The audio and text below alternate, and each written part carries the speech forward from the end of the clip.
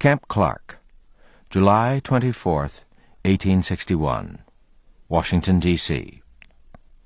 Dear Mother, I received your letter of the 21st, shortly after our return to camp, and take the earliest opportunity of writing. Yes, we've been and gone and done it. Last Thursday, the 16th, our brigade, consisting of the 2 Rhode Island regiments, the New York 71st, and the New Hampshire 2nd, took up our line of march for Fairfax Courthouse. We crossed Long Bridge about 3 o'clock and continued on for 6 miles, where we bivouacked for the night.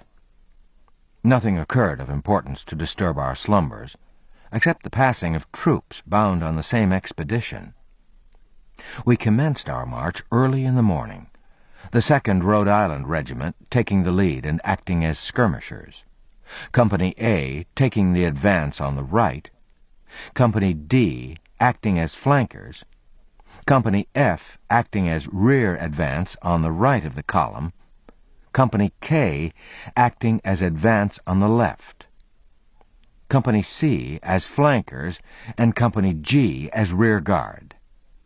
I can't state exactly the strength of our forces at the time, but should judge there were 7,000 or 8,000, including 1,500 cavalry and 2 batteries of artillery with 2 howitzers belonging to the New York 71st Regiment.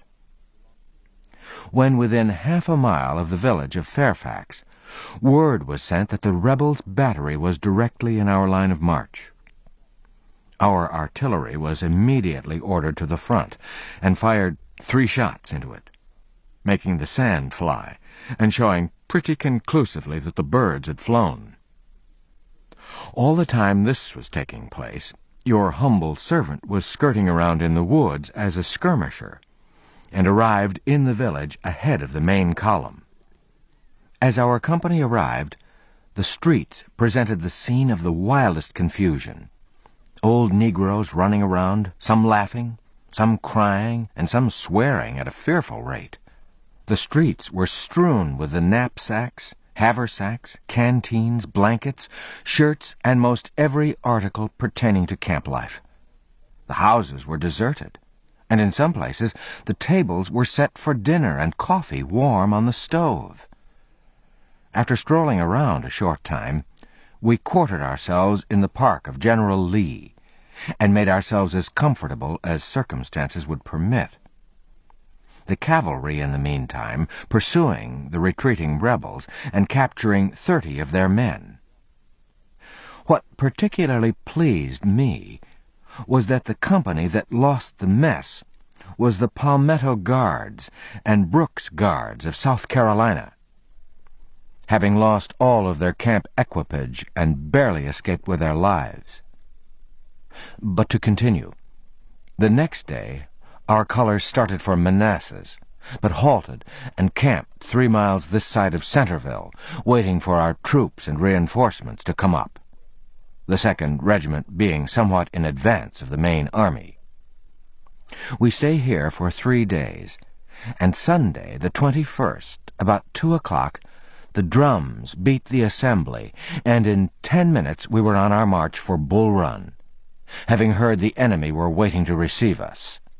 Our troops, then numbering 25,000 or 30,000, which were divided into 3 columns, ours under Colonel Hunter, taking the right through a thick woods. About 11 o'clock, as our pickets were advancing through the woods, a volley was poured in upon them from behind a fence thickly covered with brush. The pickets, after returning the shots, returned to our regiment, and we advanced double-quick time, yelling like so many devils. On our arrival into the open field, I saw I should judge 3,000 or 4,000 rebels retreating for a dense woods, firing as they retreated, while from another part of the woods a perfect hailstorm of bullets, round shot and shell was poured upon us, tearing through our ranks and scattering death and confusion everywhere. But with a yell and a roar we charged upon them, driving them again into the woods with fearful loss. In the meantime, our battery came up to our support and commenced hurling destruction among the rebels. Next, orders were given for us to fall back and protect our battery, as the enemy were charging upon it from another quarter. And then we saw with dismay that the 2nd Rhode Island Regiment were the only troops in the fight, the others having lagged so far behind that we had to stand the fight alone for 30 minutes. 1,100 against 7,000 or 8,000. It was afterwards ascertained from a prisoner that the rebels thought we numbered 20,000 or 30,000 from the noise made by us while making the charge. While preparing to make our final effort to keep our battery out of their hands, the 1st Rhode Island Regiment then came filing over the fence and poured a volley out to them that drove them under cover again. They were followed by the New York 71st and the New Hampshire 2nd Regiments, with 2,000 regulars bringing up the rear, who pitched into the Sechers most beautifully. Our regiments were then ordered off the field and formed a line for a support to rally on in case the rebels overpowered our troops. When the line had formed again, I started off for the scene of action to see how the fight was progressing. As I emerged from the woods, I saw a bombshell strike a man in the breast and literally tear him to pieces. I passed the farmhouse which had been appropriated for a hospital, and the groans of the wounded and dying were horrible. I then descended the hill to the woods, which had been occupied by the rebels at the place where the Ellsworth Zouaves made their charge. The bodies of the dead and dying were actually 3 and 4 deep, while in the woods, where the desperate struggle had taken place between the U.S. Marines and the Louisiana Zouaves, the trees were spattered with blood and the ground strewn with dead bodies. The shots flying pretty lively round me, I thought best to join my regiment. As I gained the top of the hill, I heard the shot and shell of our batteries had given out, not having but 130 shots for each gun during the whole engagement. As we had nothing but infantry to fight against their batteries, the command was given to retreat, our cavalry not being of much use because the rebels wouldn't come out of the woods. The Rhode Island regiments, the New York 71st, and the New Hampshire 2nd were drawn into a line to cover the retreat. But an officer galloped wildly into the column, crying, "The enemy is upon us!" and off they started like a flock of sheep, every man for himself, and the devil take the hindermost, while the rebels' shot and shell fell like rain among our exhausted troops. As we gained the cover of the woods, the stampede became even more frightful, for the baggage wagons and ambulances became entangled with the artillery and rendered the scene even more dreadful than the battle, while the plunging of the horses broke the lines of our infantry and prevented any successful formation out of the question. The rebels, being so badly cut up, supposed we'd gone beyond the woods to form on for a fresh attack, and shelled the woods for full 2 hours, supposing we were there, thus saving the greater part of our forces.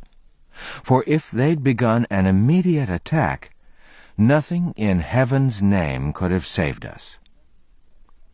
As we neared the bridge, the rebels opened a very destructive fire upon us, mowing down our men like grass, and caused even greater confusion than before.